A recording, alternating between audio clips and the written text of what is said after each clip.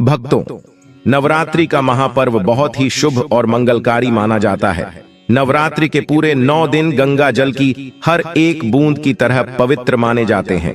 ये शुभ समय भक्तों के जीवन में खुशियों की सौगात लेकर आता है। भक्तों, आपको बता दें, 2024 में इस साल मां दुर्गा पालकी पर सवार होकर आएंगी। पालकी की सवारी को शुभ माना गया है। हालांकि इसे आंशिक महामारी का कारण भी माना गया है। शास्त्रों में वर्णित है तथा मान्यताओं के अनुसार अगर शारदीय नवरात्रि पर यदि माता दुर्गा का आगमन उनके वाहन सिंह पर नहीं बल्कि पालकी पर होगा तो मान्यता है कि माता दुर्गा का पालकी पर सवार होकर आना बहुत ही शुभ और कल्याणकारी माना जाता है। जीवन सुखमय हो जाता है। भक्ति का भरपूर लाभ भक्त जनों को मिलता है। भक्तों, इस बार नवरात्रि पूरे 9 दिनों तक मनाई जाएगी, न एक भी दिन कम न ज्यादा। पूरे 9 दिनों तक मनाई जाएगी। मां शेरावाली की विशेष रूप से पूजा आराधना की जाएगी।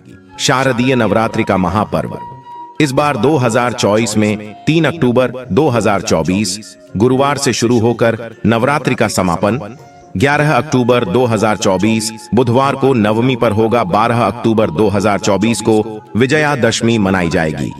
ऐसे में शारदीय नवरात्रि पर माता दुर्गा की कृपा पाने के लिए कलश स्थापना का शुभ मुहूर्त है। इस बार घट स्थापना का शुभ मुहूर्त सुबह 6:14 से सुबह 7:21 तक रहेगा। घट स्थापना की अवधि 1 घंटा 6 मिनट की है। घट स्थापना का अभिजीत मुहूर्त सुबह 11:45 से दोपहर 12:33 तक रहेगा। महाव्रत में की गई पूजा बहुत ही शुभ मानी जाती है। इससे समस्त देवी देवताओं की कृपा प्राप्त होती है और पूजा पाठ का फल कई लाख गुना प्राप्त होता है।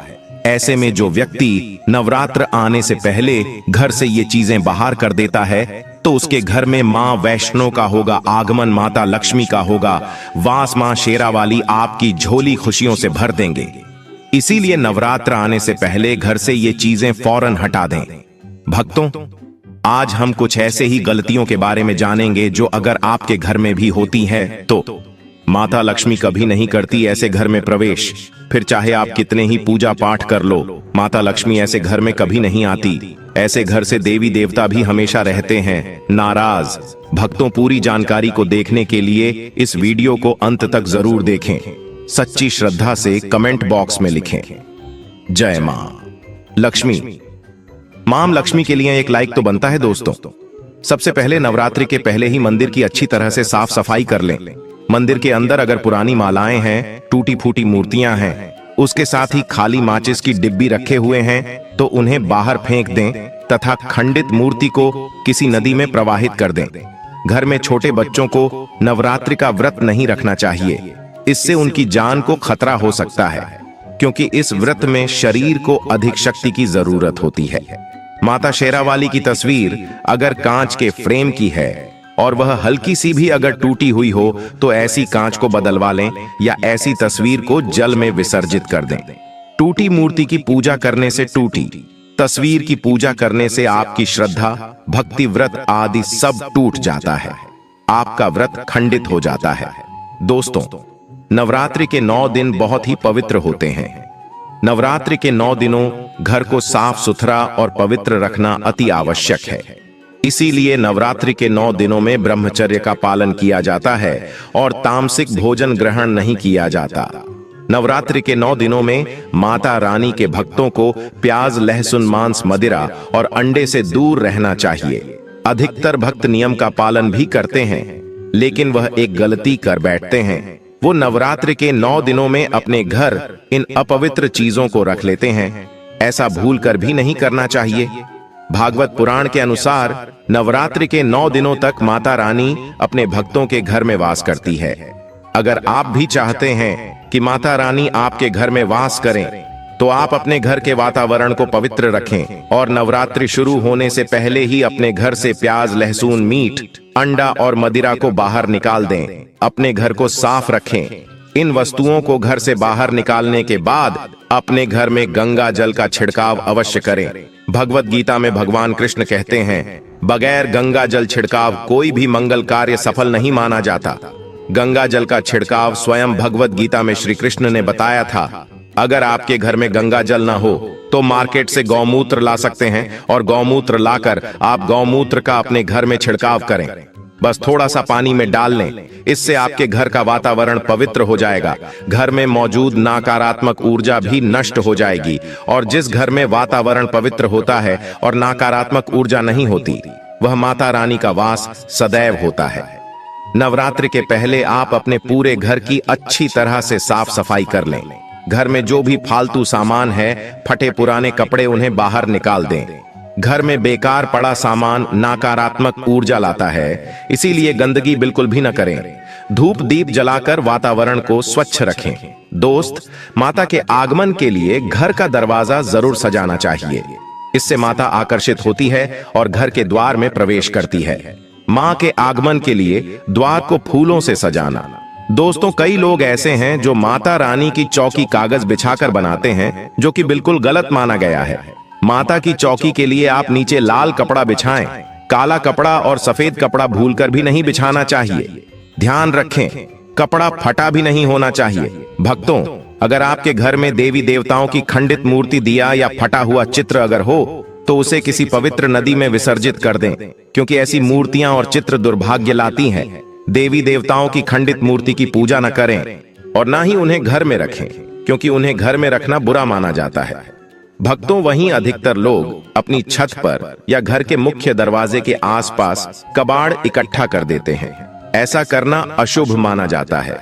अगर आपने भी अपने घर में घर के मुख्य दरवाजे पर या छत पर या फिर खासकर घर की उत्तर दिशा में कबाड़ इकट्ठा कर दिया है, तो नवरात्रि शुरू होने से पहले उस कबाड़ को घर से अवश्य ही निकाल दें।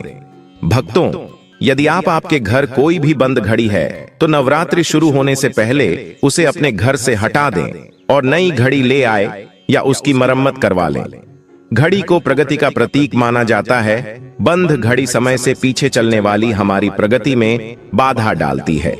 इसीलिए नवरात्रि शुरू होने से पहले ही आप बंद घड़ी को घर से बाहर निकाल दें। दोस्तों, अगर आपके घर के मंदिर में किसी भी तरह का कोई फालतू सामान रखा है, जैसे कि सड़े गले फूल, अगरबत्ती, धूप बत्ती के डिब्बे या माचिस आदि के डिब्बे, या कोई भी खाली पैकेट मंदिर में न रखें, या फिर कोई फटी पुरानी धार्मिक पुस्तक या भगवान के कोई भी पुराने कपड़े जो खच गए हैं या मुकुटमाला जो खराब हो गई है, तो उन्हें आप जितना जल्दी हो सके अपने मंदिर से हटा दी। नवरात्रि से पहले आप अपने मंदिर की और मंदिर के आसपास की साफ सफाई अवश्य ही करें, तभी माता रानी की चौकी स्थापित करें।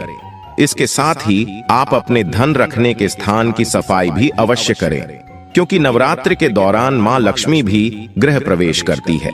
धन रखने के स्थान पर किसी भी तरह का कोई भी फालतू सामान, टूटा हुआ सामान न रखें। धन रखने के स्थान को मंदिर की तरह ही साफ रखें। नवरात्रि के दौरान माता रानी की पूजा में कौड़ियों को शामिल करें। माता रानी के साथ साथ रोजाना कौड़ी का भी पूजन करें। इसके बाद कौड़ी को धन रखने के स्थान पर रख दें। ऐसा करने से बरकत हमेशा होती है। अगर आपके पास पुराने जूते चप्पल इकट्ठे हो गए हैं तो नवरात्रि से पहले उन्हें घर से बाहर निकाल दें। पुराने जूते चप्पल की अशुभता के कारण ही घर में नकारात्मक ऊर्जा आती है और घर में अशांति और तरह का माहौल रहता है। नवरात्रि आने से पहले घर से निकालना न भूलें। अगर जिस घर में ज्यादा होता है उस घर में माता रानी का भी वास नहीं करती। साथ ही साथ टूटे फूटे बर्तन अगर घर में पड़े हैं या टूटा हुआ आईना भी अगर घर में हो तो उसे भी निकाल दी। घर में टूटे फूटे ईंट पत्थर भी नहीं रखना चाहिए, इसे माता लक्ष्मी नाराज हो जाती है। अब हम जानते हैं नवरात्रों के दौरान क्या नहीं खाना चाहिए और क्यों नहीं पीना चाहिए, और कौन सा फल खाने से व्रत संपूर्ण और सफल हो जाता है। भक्तों, तो आइए शुरू करते ही दोस्तों। नवरात्रि के दिन से जरूर खाना चाहिए। शास्त्रों में बताया जाता है कि भगवान के भोग में सेब आदि जरूर अर्पित किया जाता है। अगर आपका व्रत है तो आपको केला, पपीता, तरबूज और मीठे अंगूर जरूर खाना चाहिए। इन फलों से व्रतधारी को शक्ति मिलती है और व्रत संपूर्ण हो जाता है। शास्त्रों में बताया जाता है कि नवरात्रों के दिनों में सीताफल जरूर खाना चाहिए। सीताफल खाने से 10 ऐसी बीमारियां हैं जो खत्म हो जाती हैं। माना जाता है कि नवरात्रों के दिनों में सीताफल का घर में प्रवेश होना बड़ा ही शुभ माना गया है। सीताफल खाने से नवरात्रि का व्रत सफल हो जाता है, क्योंकि इसमें माता सीता का आशीर्वाद मिला हुआ होता है। नवरात्रि के दौरान सीताफल खाता उसे दुखों का सामना नहीं करना पड़ता। सीताफल आपको जरूर खाना चाहिए। भक्तों, नवरात्रि के 9 दिन शक्तिमान दुर्गा को समर्पित होते हैं। नवरात्रि के 9 दिन माता रानी के 9 अलग अलग स्वरूपों का पूजन किया जाता है। नवरात्रि के 9 दिनों में माता रानी को अलग अलग स्वरूप के हिसाब से अलग अलग भोग अर्पित किए जाते हैं। लेकिन क्या आप जानते हैं, कुछ ऐसी वस्तु हैं जिन्हें नवरात्रि के दौरान भूल कर भी माता रानी को अर्पित नहीं करना चाहिए। अगर इन वस्तुओं को आप गलती से भी माता रानी को अर्पित कर देते हैं तो आपको व्रत और पूजन का पूर्ण लाभ नहीं होगा।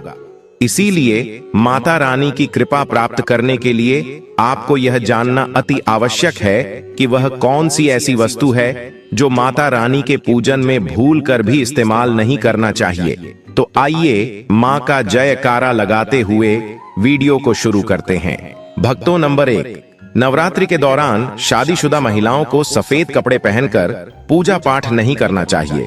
साथ ही साथ काले कपड़े भी नहीं पहनना चाहिए। इससे पूजा व्रत आदि खंडित हो जाती है। माता की चौकी जब आप लगाएं तो उसके नीचे कागज नहीं लगाना चाहिए। माता की चौकी हमेशा लाल कपड़ा बिछाकर ही बनाना चाहिए।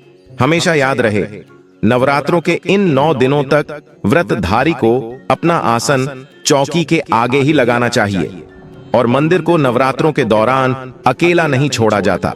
बहुत ही अशुभ माना जाता है। इससे दुर्गा माता नाराज हो जाती है और हमेशा के लिए चली जाती है। भक्तों, नंबर 2, नारियल। हिंदू धर्म में नारियल को समृद्धि, धन, श्रद्धा और सम्मान का सूचक माना जाता है। नारियल को श्रीफल भी कहा जाता है। नारियल को सुख समृद्धि में वृद्धि करने वाला माना जाता है। नारियल का हर मांगलिक कार्य में विशेष महत्व होता है। जैसे कि आप सभी जानते हैं कि माता रानी के कई मंदिरों में नारियल से बलि भी दी जाती है और माता रानी के पूजन में नारियल का इस्तेमाल हम सभी करते हैं। खासकर कलश की स्थापना नारियल रखकर ही की जाती है। माता रानी के पूजन में हम नारियल इस्तेमाल करते समय कुछ गलतियां कर बैठते हैं। भक्तों, नारियल कई प्रकार के होते हैं। एक हरा, दूसरा सूखा, जिसके अंदर पानी होता है। जिस नारियल के अंदर पानी होता है, माता रानी के पूजन में सदैव पानी वाला और जटा वाला नारियल ही इस्तेमाल करें। नारियल का पूर्ण होना चाहिए। नारियल चटका हुआ या टूटा हुआ नहीं होना चाहिए, क्योंकि साबुत नारियल ही पूर्ण और पवित्रता का प्रतीक होता है। साबुत नारियल ही सुख समृद्धि का प्रतीक होता है। साबुत नारियल को ही श्रीफल यानी कि मां लक्ष्मी का फल कहा जाता है। नवरात्रि में माता रानी के कलश की स्थापना करते समय जटा वाला यानी पानी वाला नारियल ही कलश पर स्थापित करना चाहिए। साथ ही यह ध्यान रखना चाहिए कि नारियल को सदैव कलश के ऊपर लेटा कर रखना चाहिए। घट स्थापना करते समय कभी भी नारियल को खड़ा करके नहीं रखा जाता। नारियल को सदैव लेटाकर कलश के ऊपर रखा जाता है। साथ ही नारियल को स्थापित करने से पहले आप नारियल को लाल कपड़े में लपेटकर उस पर लाल चुनरी ओढ़ाकर आप नारियल को कलश के ऊपर स्थापित करें। शास्त्रों के अनुसार कलश के ऊपर जब सही तरीके से नारियल रखा जाता है और सही प्रकार का नारियल रखा जाता है, तब यह व्रत और भोजन का पूर्ण फल प्राप्त होता है।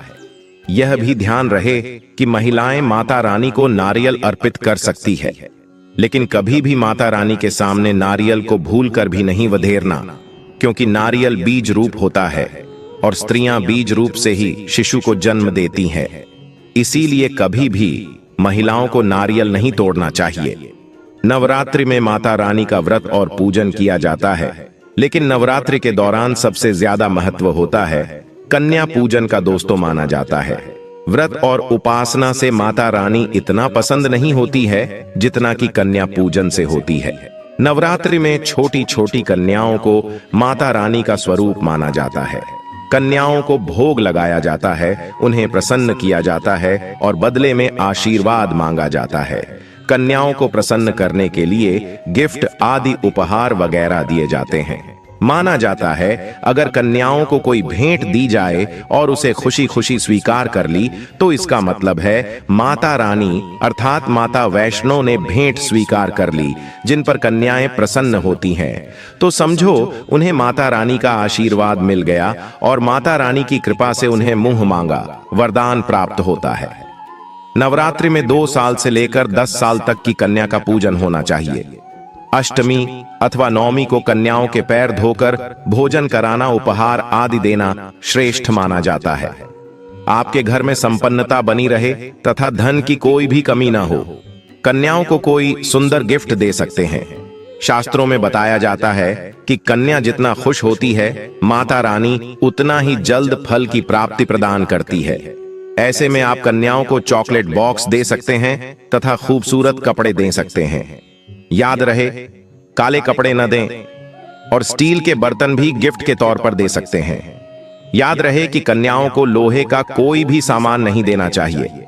भक्तों, जब कन्या अपने घर के लिए प्रस्थान करें तो उनके चरण जरूर छू लें और अपने मन में अपनी प्रार्थना को पूरा करें। सच्चे दिल से मांगी मुराद माता रानी अवश्य पूरी करती है। प्रिय भक्तों, आज के वीडियो में बस इतना ही। हमारे द्वारा दी गई शास्त्रों अनुसार जानकारी आपको अच्छी लगी हो तो वीडियो को लाइक और कमेंट बॉक्स में जय माता रानी अवश्य लिखें। धन्यवाद।